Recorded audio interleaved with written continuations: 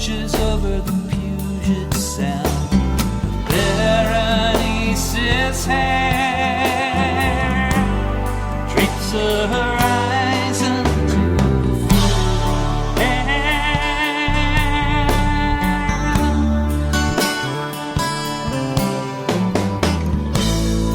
Where is my lucky star tonight? The seventh sister of the Pleiades walks in beauty like the night. Oh, that is best, dark and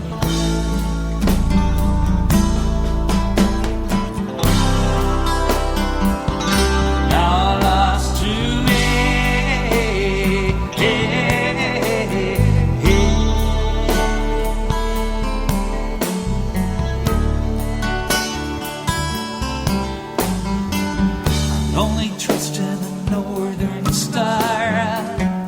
That's the only point that's fixed.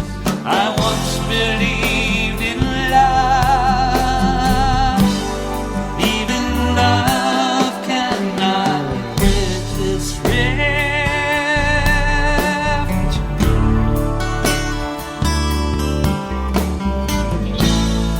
Where is my lucky star tonight?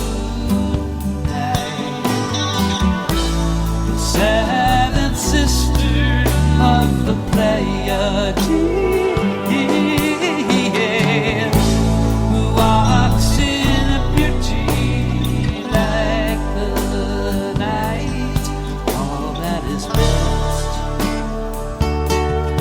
dark and bright.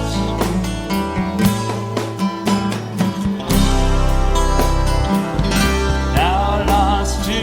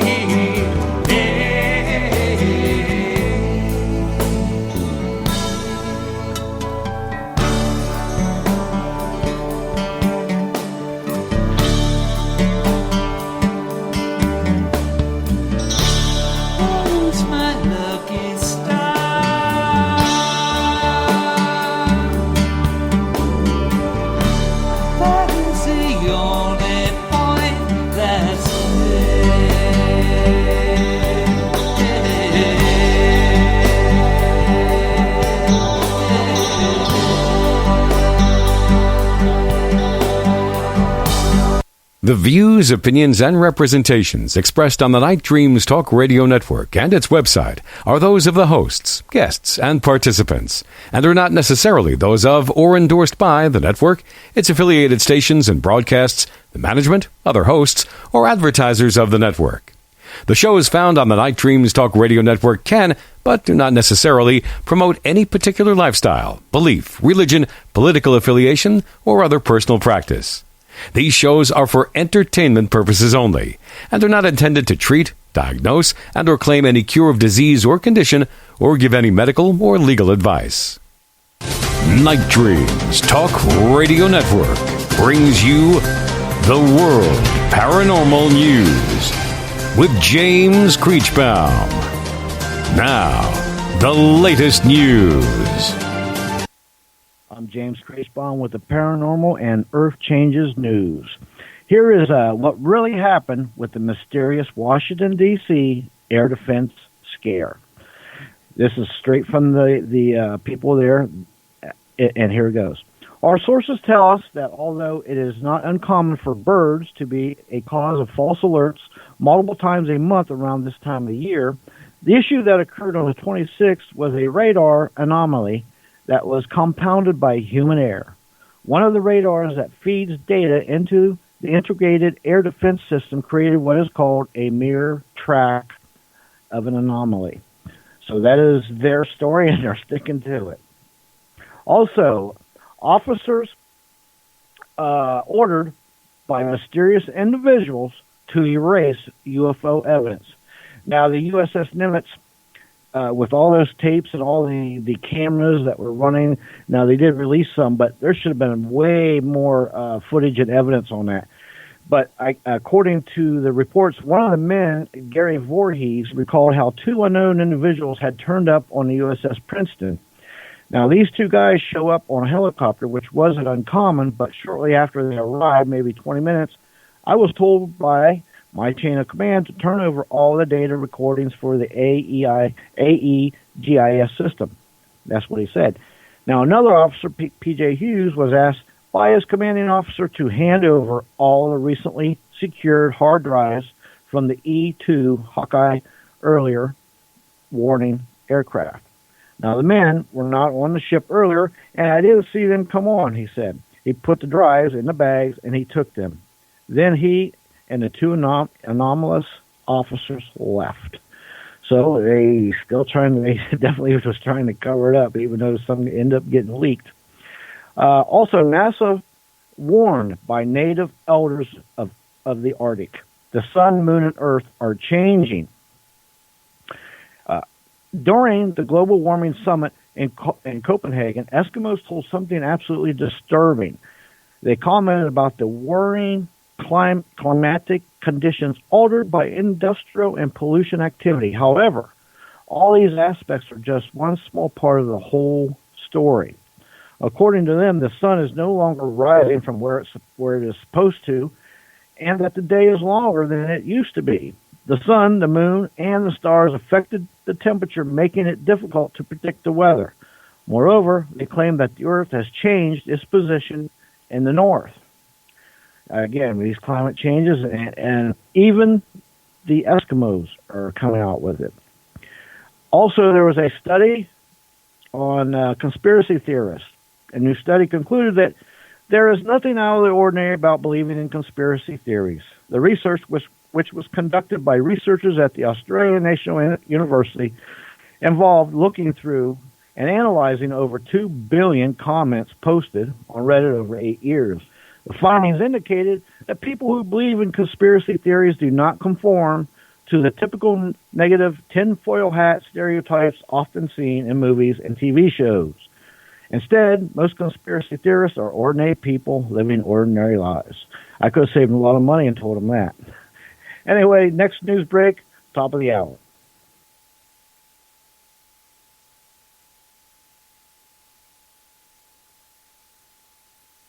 From our compound, from the West Coast to the East Coast to worldwide, both on the internet and terrestrial radio, you're listening to Gary Anderson on Night Dreams Talk Radio, After Dark.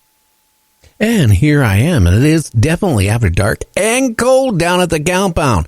Hey, James, I need you to call back because you're breaking up bad. Oh, I'm breaking up? You're breaking up. Okay, yeah, I'll call back. Okay, you call back. Give me a second, though, to mute you.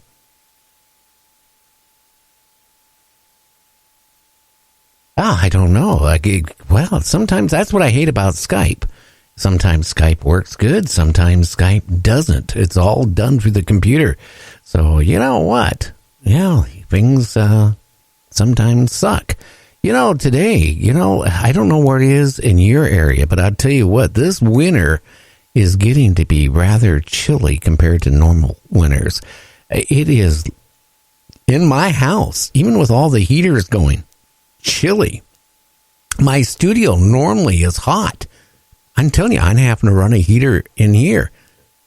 I wonder what happened to Jim. He's not calling back. Maybe he lost his internet.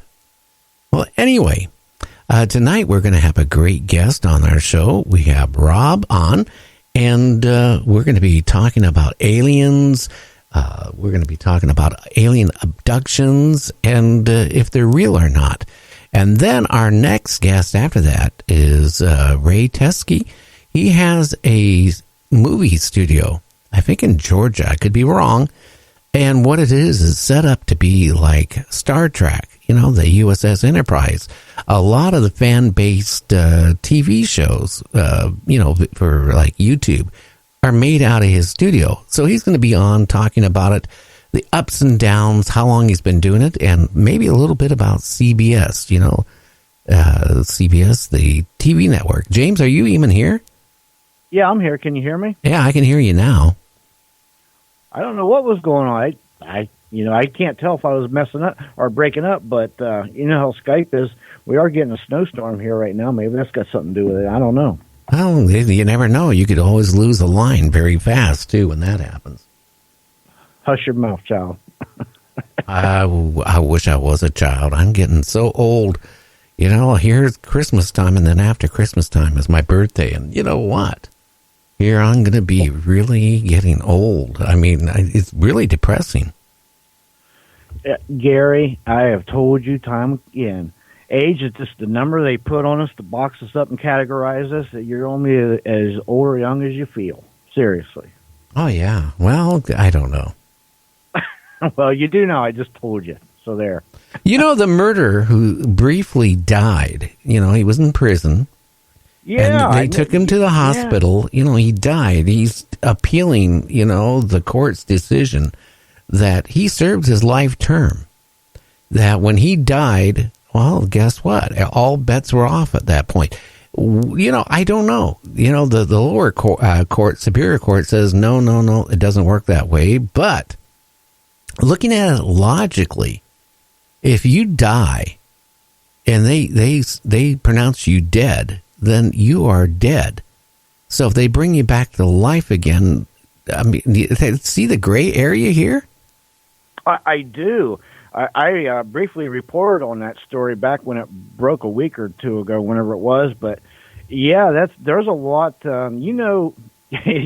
Technically, he's got a point, but yeah, that is a lot of gray area there. I have to agree with you on that one, Gary. Yeah, I mean, seriously, if you owe taxes to the IRS, right, and you die, and they pronounce you dead, do you still owe those taxes if they revive you? I mean, you see how this could go? Hey, I don't owe for my car. I don't owe any more house payments. I died. Right, and then here's the other thing about that. If that would go to where they say, "Yep, you died, and you're not liable for all this. You're free and clear." Now, how many people will be buying, paying doctors